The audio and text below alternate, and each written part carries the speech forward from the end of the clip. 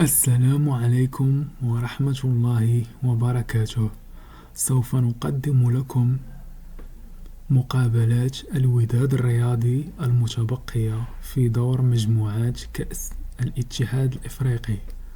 ويحتل نادي الوداد الرياضي المركز الأول ب6 نقاط بعد فوزه في الجولة الأولى ضد نيروبي، وفوزه في الجولة الثانية ضد نادي عزام التنزاني.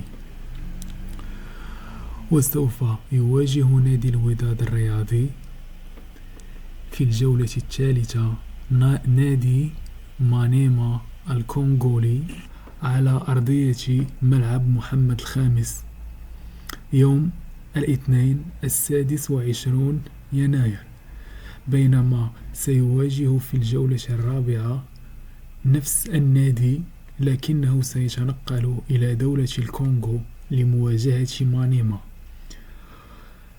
سوف تلعب المقابلة يوم الأحد 1 فبراير، بينما سوف يواجه نادي الوداد في الجولة الخامسة نادي نيروبي في دولة كينيا.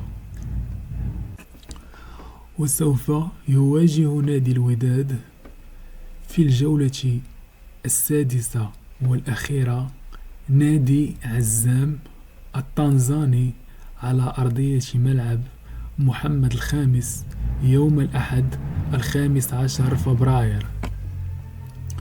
كل الحظ والتوفيق لمشرف الكرة الوطنية نادي الوداد الرياضي. المرجو الاشتراك والضغط على زر الإعجاب دعماً لنا لتقديم توقيت المقابلات. شكراً.